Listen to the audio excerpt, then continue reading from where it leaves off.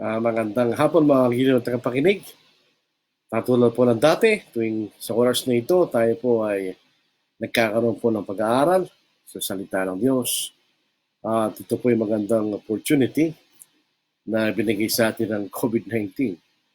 Pero sa aking kaisipan, kahit na tapos na po ang COVID-19, ipagpapatuloy ko po ang ganitong klaseng pag-aaral sapagkat ito po isang magandang paraan na ma- ma-reach out po natin yung mga tao na normally hindi po natin makakausap, pero sa ganitong pagkakataon ay maaari po nating makausap. Ang ating pong pag-aaral ay meron pa rin kaugnayan sa authority. Mahalaga po ang autoridad, mga kapatid.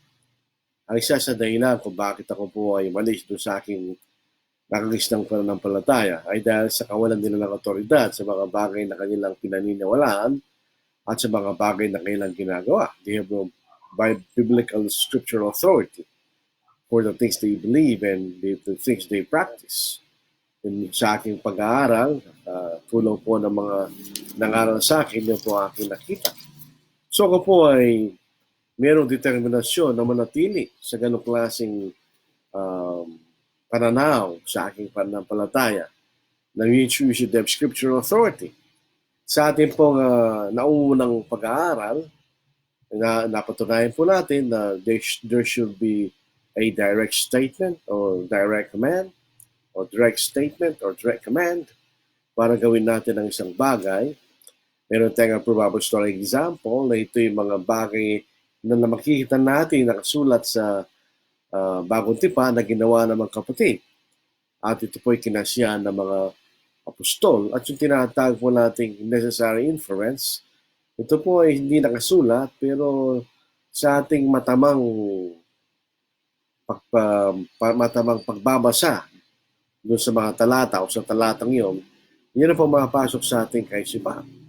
Kumisan sa pagsasama-sama ng mga talata ay nakakarating tayo sa isang tamang konklusyon na gustong ipapatid sa atin ng Diyos. Lahat po ng kapamahalaan sa larangan ng pananampalataya, sa larangan po ng relihiyon ay naibigay na sa ating Panginoon. Ito po yung malinaw sa Matthew chapter 28 verse 8 ng lahat ng otoridad sa langit at sa ibabaw ng lupa ay naibigay na sa akin, sabi ng Panginoon. May nagtanong po sa atin, ibig sabihin, wala lang kapangyarihan ng Ama at ng Espiritu Santo. Meron silang kapangyarihan bilang Diyos. Hindi natin matatanggal yung kapangyarihan nila bilang Diyos. Pero sa larangan ng pananampalataya, sa larangan ng kaligtasan, ididirect po tayo ng Ama at ng Espiritu sa ating Panginoon sapagkat lahat ng kapamahalaan, lahat ng otoridad ay naibigay na sa ating Panginoon. Nang ating Panginoon po ay nangangaral pa sa lupa, at siyempre siya gumagawa sa kanyang pangangaral, siya tinanong ng mga udyo sa Matthew chapter 21, verse 23. Ito po nagtanong sa kanya ay yung mga punong saserdote o punong pari at mga matatanda o elders. Ang tanong po sa kanya, habang siya nagtuturo ang ating Panginoon, sa anong autoridad ang mga bagay? In what authority do you do these things? Yan ang tanong sa kanya. Sa anong autoridad mo, sino nagbigay sa iyo ng autoridad na ito? Who gave you this authority? Sino nagbigay sa iyo ng autoridad na ito? So yun po isang importanteng tanong. At sa karunungan po ng ating Panginoon, ito'y sinagot niya sa pamamagitan rin ng isang tanong. Sabi ng Panginoon, dahil alam ng Panginoon, alam ng puso nila. Hindi sila nagtatanong para malaman ng kasagutan, kundi sinusubukan lang ang ating Panginoon. Sumagot si Jesus at sinabi sa kanila, tatanungin ko rin kayo ng isang tanong. At kung sasabihin niyo sa akin ang sagot, ay sasabihin ko naman sa inyo kung sa anong otoridad ginagawa ko mga bagay na ito. Ang bautismo ni Juan, saan ba ito nagmula? Mula ba sa langit o mula sa mga tao? At nagtalo sila sa isa't isa na nagsasabi, kung sasabihin natin mula sa langit, sasabihin niya sa atin, bakit nga hindi nyo siya pinaniwalaan? Ngunit kung sasabihin natin mula sa mga tao, natatakot tayo sa napakaraming tao sapagkat kinikilala ng lahat ng propeta si Juan. Kaya sumugot sila kay Jesus at sinabi, hindi namin alam. So sila nagsisinungaling. Hindi ko rin naman sasabihin sa inyo kung sa anong otoridad ginagawa ang mga bagay na ito. So karunungan ng Panginoon, hindi niya sinagot ang tanong, kundi sinagot niya ang tanong nila sa pamamagitan ng isang katanungan. Ang isang mahalagang bagay na makikita natin dito sa mga talatang yon, dalawa lang po pinagmumulan ng kapamahalaan o otoridad. Ang isa'y galing sa Diyos, galing sa langit, at ang isa'y galing sa tao. Ang galing sa Diyos na po ang meron talaga bisa sapagkat galing sa Diyos na makapangyarihan sa lahat at dapat natin sundin. Pero kapag sinusunod natin na yung otoridad ng mga tao, ito'y walang kabuluhan sa Diyos.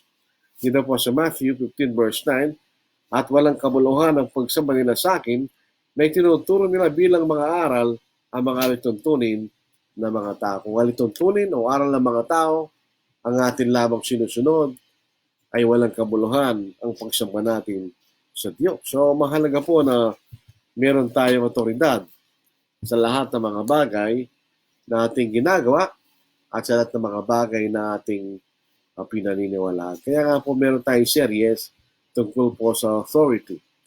Maaaring isusunod po natin dito yung silence of the scriptures. Kung walang sinasabi ang banal na sulatan, anong gagawin natin?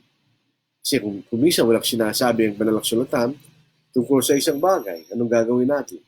Yun po isa rin po magandang pag-aaral na may kaugnayan po sa tinatawag nating scriptural authority. Pero sa hapon po ito, gugulin natin ang ating pangangaral sa dalawang klaseng authority.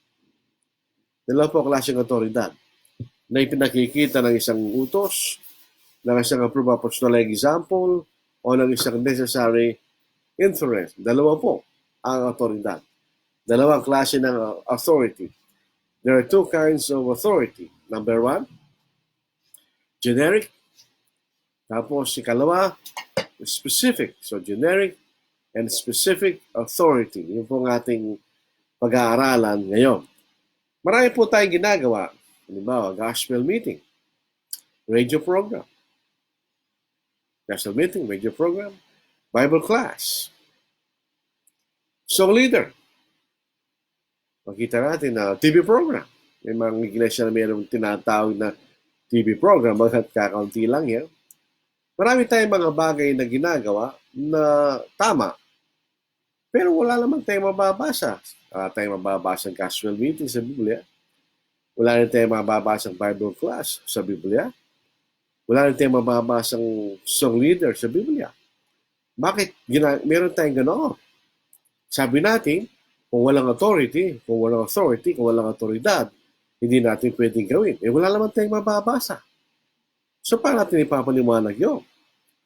Alam po niyo, ang isang bagay na dapat nating malaman ay yung tinatawag nating generic authority. Kumbaga sa generic, ito po isang kautusan na pangkalahatan. Ito po ay kasama ang lahat ng mga bagay, paraan, o kung paano gagawin tungkol sa isang kautusan ng Diyos o ang ating Panginoon na hindi niya binigay ang mga detalye.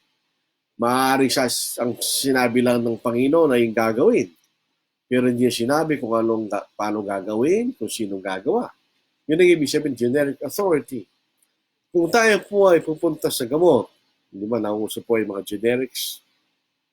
Kung alam po natin yung generics, alam din natin ang ibig sabihin ng generic authority, di ba?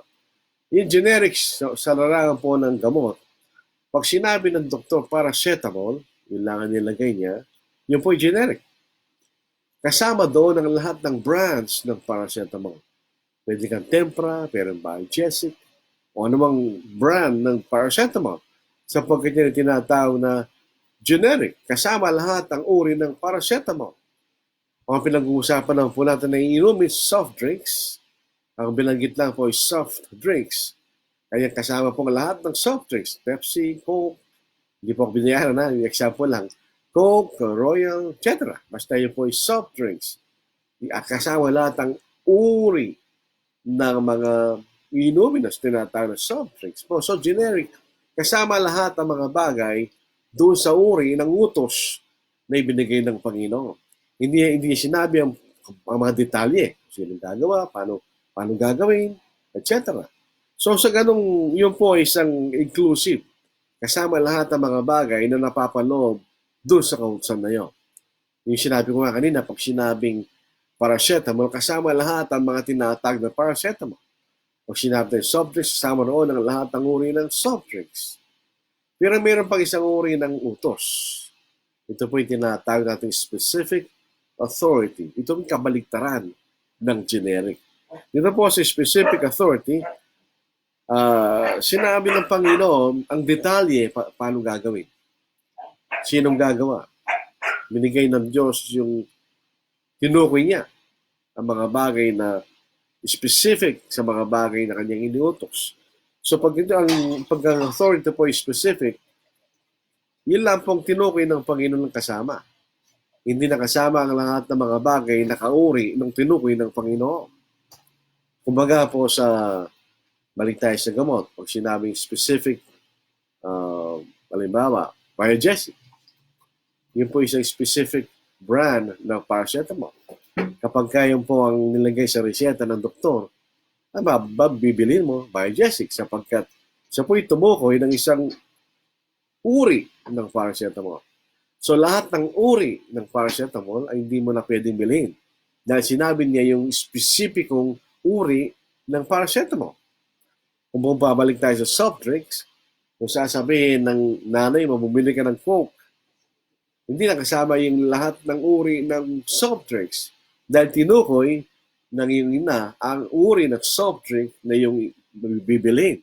So doon po napaka-simpleng paraan ng pagpapaliwanag ng generic authority. Ibig sabihin, ito isang pangkalatang utos. Sinabi ng Panginoon kung anong gagawin mo, pero hindi siya nagbigay na masyadong detalye. So kakibat doon ang lahat ng kasama doon sa utos na yun. Pero pag specific, tinukoy ng Panginoon sa kanyang utos ang detalye tungkol sa utos na yun. So hindi nakasamang yung mga bagay na kauri ng tinukoy ng Panginoon sa kanyang utos. Kung tayo po ay nagkakamot ng ating ulo, ano bang pinagsasasabi ni Brother Lordy? Ito ang pinakamagandang paraan na tayo po ay illustrate po natin yung dalawang klase ng authority, generic at saka po specific. Kumbaga po sa eskwelahan, nagbibigay ng halimbawa yung teacher kung paano ipaliwanag niya yung sinasabi niya. Lalo na kung pinag-uusapan po yung math. Sabihin, ibang klase yung math, di ba? Kailangan niya bigay ng halimbawa dahil napakahirap pong unawain ng mathematics kung minsan, mga kapatid. So, generic. Doon pong mag-utos ang ating Panginoon dito sa Mateo, chapter 28. Meron siyang utos sa kanya mga alagad. Umayo kayo kanya. Go! Sabi niya. Umayo kayo. Kahit sa paghayo nyo, umayo kayo kanya. Sabi sa Mateo, chapter 28, verse 19, go and make disciples of all the nations. So, yung go, paghayo, kung paano sila ahayo, aalis, anong gagawin ng mga apostol? Sinabi ba ng Panginoon kung anong klaseng transportasyon ang gagamitin nila? Hindi, sabi lang ng Panginoon, go. So, nasa kaisipan ng mga apostol kung anong pinakamagandang gamiting paraan ng transportasyon na available sa kanila sa panahon na yun. Sa kanilang pangangaral at paglilibot sa iba't ibang mga lugar para may pangaral po nila yung Ebanghelyo. So, sa panahon nila, walang jeep, wala pang kotse, wala pang tren, walang aeroplano. So, hindi nila pwedeng gamitin yun. Ano yung available sa kanila? Pwede silang lumakad. They can walk. O pwede silang sumakay ng karwahe. O pwede silang mag-sail. Ibig sabihin, sa pamamagitan ng bangka. Noong wala pang makina yung bangka, sailboats pa noon. No, they can sail. Si Apostle Paul, ay di ba, doon sa lumubog nga yung barko na sinasakay niya.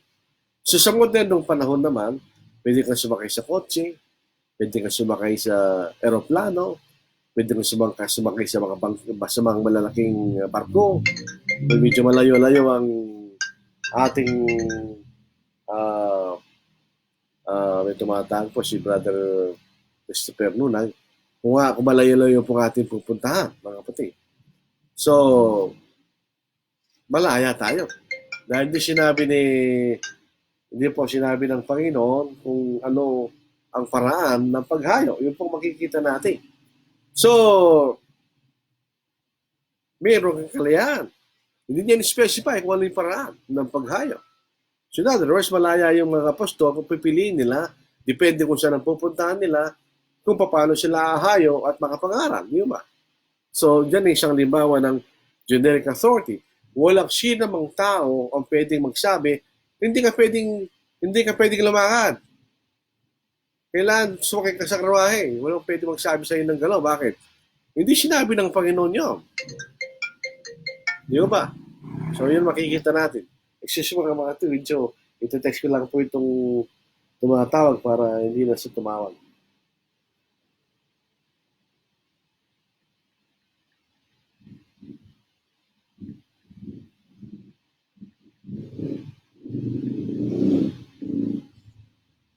So, yun po ang ating makikita doon sa limbawang yun.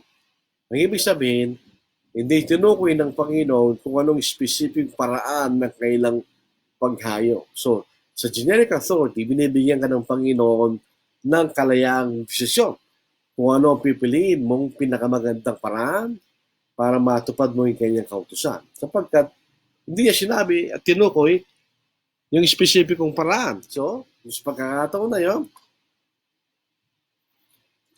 binigyan ka ng kalaya. So, piliin mo kung ano pinakamaganda.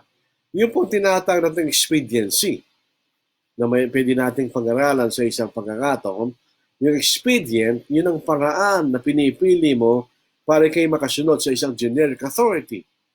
Halimbawa, dito po sa paghayo, yung walk, yung ride, yung sail, sa panahon na yon, yun ay mga expedients. Ano ba pinakamagaling na paraan ng travel na available sa mga pasel sa particular na pagkakataon na kung sila ay maglalakbay. Pwede rin po nating makita ito nung sabihin ng Panginoon na sila ay magturo. Turuan nyo ang mga ito, ang lahat ng mga ito, kanya sa Matthew chapter 28 verse 20, at turuan silang sundin ang lahat ng mga bagay na iniutos ko sa inyo. At narito ako'y kasama ninyong palagi hanggang sa katapusan ng sanglibutan. Anong paraan ng pagtuturo? Anong paraan ng pagtuturo? Paano sila magtuturo?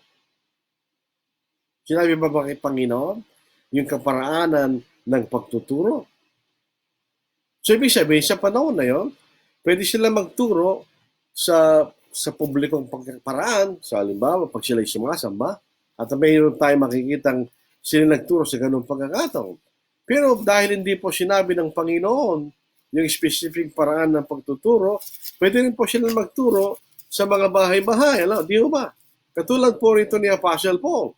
Dito po sa Acts chapter 20 verse 20. Nausap po niya mga elders sa Ephesus. Sabi po sa atin, how I kept back nothing that was helpful, but proclaim it to you and taught you publicly and from house to house. So si Apostle Paul nagturo siya publicly, sa pulpito, o sa harap ng maraming tao, and from house to house, so privately. So hindi sinabi ng Panginoon, paano natin gagawin? So sa panahon natin ngayon, ay apply po natin yung parang na pagtuturo. Dito po mapasok yung Bible class. Wala man tayong mababasa ang Bible class sa Biblia. Dito rin po pumapasok yung radio program sapagkat yung po isang uri ng pagtuturo. Itong ginagawa natin ngayon. Online streaming, live preaching. Ito po isang paraan ng pagtuturo. O kaya lectureship, yung po yung paraan ng pagtuturo. O yung pangangaral sa araw ng linggo, yung sermon sinasama natin, yun ay paraan ng pagtuturo. O pagkakaroon po natin ng divided Bible classes, yun din po yung paraan ng pagtuturo. So, ibig sabihin, binigyan tayo ng paraan. Binigyan tayo ng kalayaan ng Diyos kung anong paraan ng pagtuturo ang gagawin natin. So, walang sinamang tao pwede magsabi sa atin, hindi pwede yung Bible class kasi wala naman sa Biblia yan eh. Wala rin tayong authority sa gospel meeting niya. Wala naman tayong mababasa dyan eh. O kaya sa lectures na sinasabi yan, wala naman tayong wala nga tayong mababasa. Pero ito'y kaakibat sa otoridad na binigay ng Panginoon nang sabihin niyang turuan niyo sila. Hindi niya sinabi yung paraan, na specificong paraan, kung paano natin tuturuan ang mga tao. So, merong kalayaan tayong pumili kung ano pinakamagandang paraan ng tinatawag nating pagtuturo. Dito po sa Hebrews chapter 10, verse 25, ito po yung nagiging usapin ngayon sa ating mga panahon ngayon dahil nga po sa COVID-19, minsan hindi na tayo makapagtipon dahil sa physically hindi tayo makarating sa ating mga building dahil pinagbabawalan tayo ng pamahalaan. Dito po, Hebrews chapter 10, verse 25, na wag nating pabayaan ang ating pagtitipon gaya ng ugali ng iba, kundi palakasin ang loob ng isa't isa, lalong-lalo na kapag inyong nakikita na papalapit na ang araw. Sabihin, sinabi sa atin, huwag nating pabayaan ang ating pagkakatipon. Sinabi ba ng Panginoon kung saan tayo magtitipon? By necessary inference, pag nagtitipon ng mga tao, ay may kinakailangan lugar ng pagtitipunan. Diba? By necessary inference. Pero sinabi ba ng Panginoon kung saan magtitipon ng mga lagaan sa kanilang gawaing pagtitipon? Assemble kanya. Huwag pabayaan ang inyong pagtitipon. Hindi sinabi ng Biblia kung saan tayo magtitipon.